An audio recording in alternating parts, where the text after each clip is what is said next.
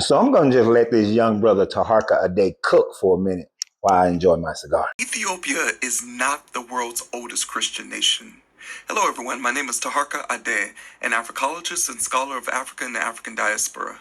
And many people seem to think that Ethiopia is the oldest Christian nation in the world. However, Christianity is a 1st century CE religion, and it doesn't make it to Ethiopia until well into the 4th century. And even before that, in 301 CE, Armenia becomes the first Christian nation in the world. And after that, in 313 CE, Rome, via the Edict of Milan, makes Christianity legal, and doing so makes it a very influential religion within the empire.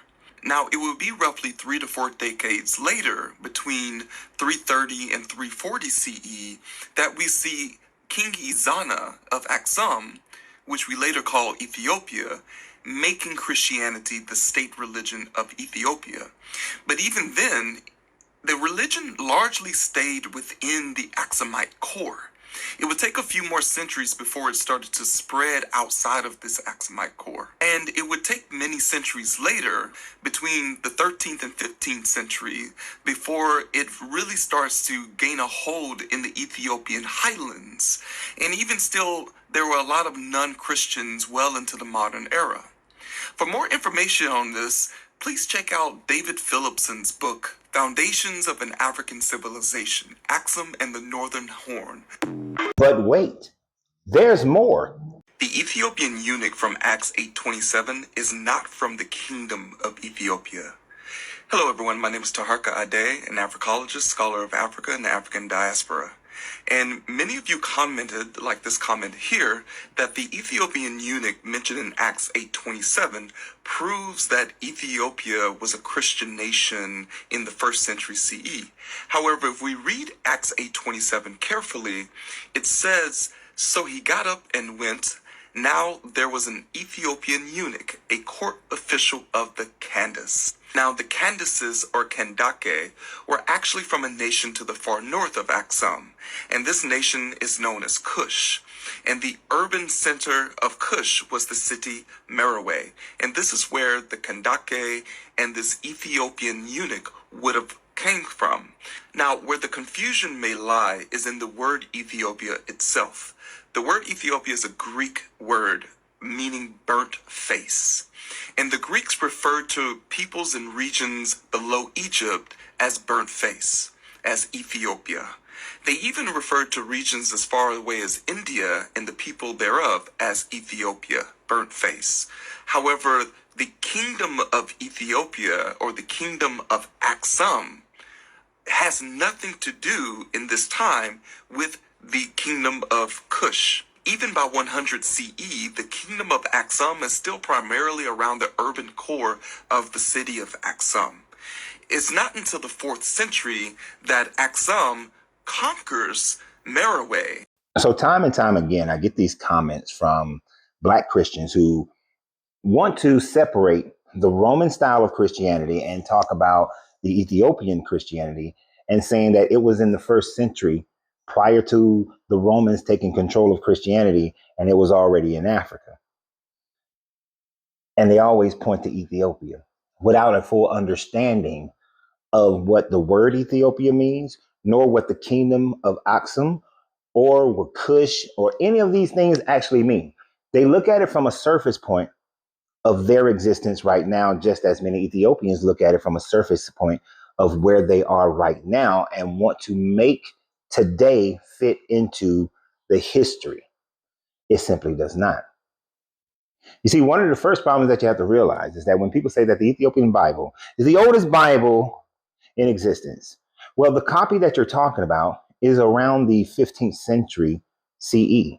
It is not something that was written in 330 that King Azana utilized to convert the Aksum Empire over into Christianity, that he gained from Frumentius, who was coming from the Egyptian Coptic Church, who got permission from Athanasius, who becomes one of the early bishops of the Roman Catholic Church, who was the one who decided he decided what 27 books were going to be utilized in the New Testament. So it still has a Roman spin to it, no matter how you slice it. But they don't want to accept nor acknowledge the fact that in the first century, there were no Christianity in the area that we would call modern day Ethiopia. If you were to accept any form of Christianity being south of Egypt during the first century, if you wanted to accept the Ethiopian eunuch, then you have to recognize what you would recognize that the word choice of Candace, or Kandake, as he said, shows that this was talking about the Sudanese people, the people of North Sudan. This would not have been the people of the Aksum Empire that then becomes the Ethiopia that we know of today. That the Aksum was still relatively in an area of what we would call northern Ethiopia today, some of Eritrea, and that it is from the first century all the way up until the fourth century when they conquer the Sabians, who are the southern portion of the Arabian Peninsula, and then on up into Sudan, the Kush area of Sudan, and later on, even after that, before they actually conquer what is closer to modern day Ethiopia. That all of this took time, and that during that first century, there was no Christianity in the Aksum Empire, that they were still a polytheistic religion, and it's not until King Azana comes and learns from Frumentius and then becomes Christian and starts the progress of Christianity in Ethiopia. And there is no Ethiopian Bible written in Ge'ez that is from the fourth century, or the first century, or the fifth, or the sixth, or the seventh. It's not until the 15th century that you have a copy. So it is not the oldest, and it's certainly not the oldest collection. The Valentinus, the Septuagint, there are many other codexes that are older. This is just what you would call a complete Old Testament, New Testament, plus some other books. And as I said in a previous video, if you're going to claim that, why aren't you practicing Eastern Ethiopian Orthodox Christianity? You're not.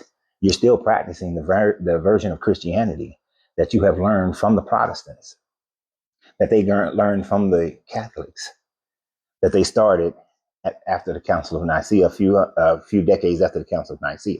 So, again, this young man who studies this for a living has demonstrated how people misunderstand the information, don't teach it correctly, and certainly do not follow it correctly.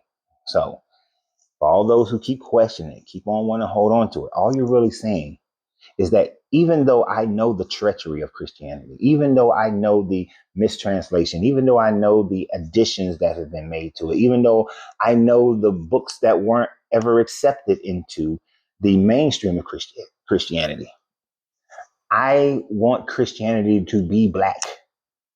And the only way I can make Christianity black is that I have to say that the Ethiopians, without influence from the Romans, which that's an impossibility, since it was what would become the Roman church that trained and taught them Christianity, but I want it to be black.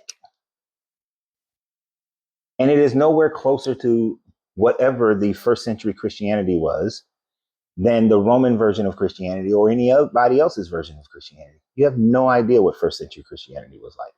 You don't. The closest thing that you may have to it is the heresies that the Roman church talks about. The Marcians and the Lucians and other groups of that nature. And then the other main thing about it, if you're in America, most likely your African ancestry comes from West Africa. And Christianity didn't come to West Africa until European colonization, until the European slave trade, the transatlantic slave trade, the trans-Mediterranean slave trade. That's when it came. It did not come from the Ethiopians. Your genealogy does not come from the Ethiopians. So stop claiming something just because it makes you feel good. Because your emotions don't mean shit. But always remember, you have to free yourself to be yourself because your greatness is non-negotiable. Good journey, good vibrations. And you heard the man's page, so you can go follow it. Don't ask me for what's his page. If you're not smart enough to figure that out, then you're not smart enough to actually learn anything.